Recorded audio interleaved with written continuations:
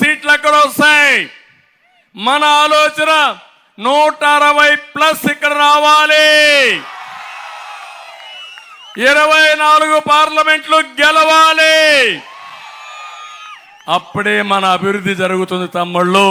నష్టపోయిన రాష్ట్రం 13 లక్షల కోట్ల రూపాయల అప్పు తెచ్చాడు. మన నెత్తిన అప్పుల కుంపటి ఉంది. నేను ఒకటి అడుగుతున్నా మిమ్మల్ని, మీ ఇంటి పైన ట్యాంక్ ఉంటుంది. ట్యాంకులో నీళ్లుంటే కొళాయిలో నీళ్లు వస్తాయి, అంతేనా? ట్యాంకులో నీళ్లు లేకపోతే కొళాయిలో నీళ్లు రావు, అంతే కదా? అదే పరిస్థితి మన రాష్ట్ర పరిస్థితి. నిన్నే ఖజానా ఖాళీ అయిపోయింది. ఈరోజు 5వ తారీఖు ఉద్యోగస్తులకు జీతాలు వచ్చాయా తమ్ముళ్ళు అని మిమ్మల్ని అడుగుతున్నా. ఉద్యోగాలు చేసినటువంటి పింఛన్ ఇచ్చే వాళ్ళకి పింఛన్లు వచ్చాయా అని మిమ్మల్ని అడుగుతున్నా. నిన్న కూడా వృద్ధులకు వికలాంగులకు పింఛన్లు ఇవ్వలేక డ్రామాలు ఆడి శవ రాజకీయాలు చేసిన నీచుడు ఈ జగన్మోహన్ రెడ్డి అని చెప్పి కూడా నేను మీకు తెలియజేస్తున్నా. ఎందుకు ఈ మాట వాడుతున్నానంటే, ఎప్పుడు కూడా ఈ పార్టీ డిఎన్ఏలో ఉంది శవ రాజకీయం. తండ్రి చనిపోతే తండ్రి లేని బిడ్డను వచ్చి సానుభూతి పొందాడు. బాబాయిని ఈయనే చంపేసి మా తండ్రి పోయాడు, బాబాయ్ లేడు, ఓటేమని అడిగే పరిస్థితి వచ్చాడు. ఈయన్ని చూస్తే నాకు ఒకటి గుర్తొస్తుంది. పాత రోజుల్లో నాగభూషణం అని ఒక సినిమాలో విలన్ ఉండేవాడు, జ్ఞాపకం తమ్ముళ్ళు. వీళ్లే చంపేసి, వీళ్లే దండేసి, వీళ్లే సానుభూతి కోసం ప్రయత్నం చేసి ఆ కేసు ఎదురు వాళ్ళ పైన పెట్టేసి ఆ రకం వీళ్ళు. అవునా కాదా మీరు? నేను అందుకే నిన్న మొన్న చెప్పాను, వైఎస్ఆర్ కాంగ్రెస్ పార్టీ ఫ్యాన్ ఇది అరిగిపోయింది, తిరిగే పరిస్థితులు లేదు. తిరగని ఫ్యాన్ మనకు కావాలన్నా అని మిమ్మల్ని అడుగుతున్నా. ఫ్యాన్ ని ముక్కలు ముక్కలు చేయాలి, డస్ట్బిన్ లో పారేయాలి. అదే సమయంలో జగన్మోహన్ రెడ్డి గొడ్డలు పెట్టుకొని సింబలుగా, ఎందుకంటే గొడ్డలి పోటు ఎదురు తిరిగితే గొడ్డలి వేటు. అదే కదా ఈ రాష్ట్రంలో. ఎవరైనా ఇబ్బందుల్లో లేని వాడు ఎవరైనా ఉన్నారా అని మిమ్మల్ని అడుగుతున్నా. నాలాంటి వాడి జోలికి 40 ఏళ్ళు ఎవడు రాలా. వచ్చాడు బచ్చా, చూపిస్తా, వదిలిపెట్టను. ఏంటో ఆయన ప్లేస్ చరిత్రలో చూపించే బాధ్యత నాది. ఇది పులివెందల కాదు, నర్సాపూర్. నర్సాపూర్ ఎక్స్ప్రెస్ స్పీడ్ పెంచాలి. రాష్ట్రం అంతా హుషారు కావాలి. పవన్ కళ్యాణ్ గారు, అదే మాదిరిగా తెలుగుదేశం పార్టీ, బీజేపీ 3 కూడా జట్టు కట్టిన తర్వాత ఇంకా తిరుగులేదు ఈ స్పీడ్కి. ఉందా తమ్ముళ్ళు అని అడుగుతున్నా.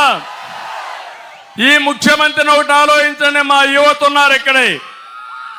తమ్ముళ్ళు, హుషారైన యువత. ఉద్యోగాలు వచ్చాయా? జాబ్ క్యాలెండర్ పెట్టాడా? మెగా డిఎస్సి వచ్చిందా? ఎవరికైనా ఒక్కడికైనా ఉద్యోగాలు వచ్చాయా? మరి ఎవ్రీడే మాట్లాడతాడు ఈ ముఖ్యమంత్రి, నేను అది చేశా, ఇది చేశా. అందుకే నేను చెప్తున్నా, మళ్ళా జాబు రావాలంటే ఎన్డీఏ రావాలి, పరిశ్రమ రావాలి. అది తెచ్చే శక్తి మాకు తప్ప ఈ జలగ జగన్మోహన్ రెడ్డికి లేదు. తమ్ముళ్ళు, 14-19లో పరిశ్రమలు వచ్చాయా లేదా? ఉద్యోగాలు వచ్చాయా లేదా? డిఎస్సి పెట్టామా లేదా? ఈరోజు అలాంటి రాష్ట్రంలో మిమ్మల్ని చూస్తా ఉంటే దేశంలోనే 24% అన్ఎంప్లాయ్మెంట్ ఉండే రాష్ట్రం మన రాష్ట్రం. ఇంకో పక్క, అందుకే నేను చెప్పాను, రేపు భవిష్యత్తులో 20 లక్షల మందికి ఉద్యోగాలు ఇప్పించే బాధ్యత మాది. సంవత్సరానికి 4 లక్షలు. మా యువతకు ఒకటి హామీ ఇస్తున్నా, మమ్మల్ని నమ్మండి, మీ భవిష్యత్తుకు తిరుగుండదని మరొక్కసారి మీ అందరికి హామీ ఇస్తున్నా. మెగా డిఎస్సి పెడతాం, ఉద్యోగాలు ఇస్తాం, ఇంకో పక్క జాబ్ క్యాలెండర్ ఇస్తాం, సర్వీస్ కమిషన్ లో ఉద్యోగాలను నోటిఫై చేస్తాం. మళ్ళీ హామీ ఇస్తున్నా, ఈ ఉద్యోగం వచ్చే వరకు మీ అందరికీ 3,000 రూపాయలు నెలకు నిరుద్యోగ భృతి ఇచ్చే బాధ్యత మాదని మీ అందరికీ హామీ ఇస్తున్నా.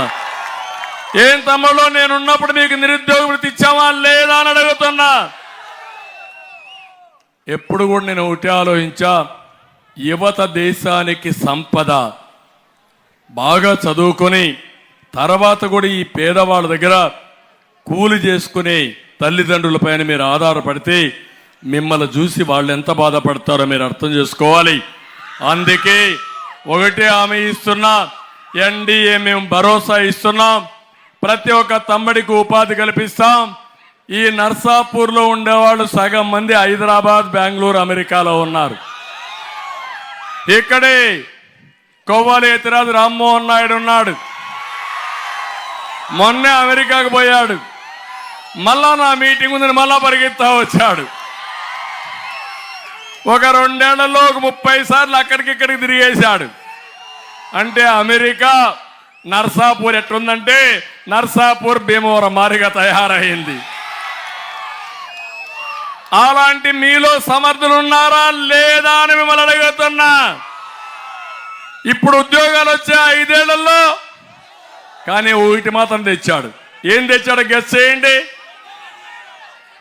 ఏం తమ్ముళ్ళు, గంజాయి తెచ్చాడా లేదా? ఇక్కడ జే బ్రాండ్ లిక్కర్ తెచ్చాడా లేదా? ఇక్కడ డ్రగ్స్ వచ్చాయా లేదా ఈ ఊరికి? తమ్ముళ్ళు, మా తమ్ముడు రెడీగా ఉన్నాడు, క్వార్టర్ బాటిల్ తెచ్చాడు. ఏంటి అరాచకం? ఒకప్పుడు క్వార్టర్ బాటిల్ నేనున్నప్పుడు 60 రూపాయలు, ఇప్పుడు 200 రూపాయలు. ఆ మద్యం షాపులో క్యాష్ పేమెంట్ ఉంది కానీ డిజిటల్ పేమెంట్ ఉంది. తమ్ముళ్ళు, ఆన్లైన్ డబ్బులు తీసుకుంటున్నారా? తోపుడు బండి, కిరాణా కొట్టు చిల్లర తీసుకోరు, కానీ మన జలగ మాత్రం చిల్లర తప్ప వేరే తీసుకోడంటే మీరు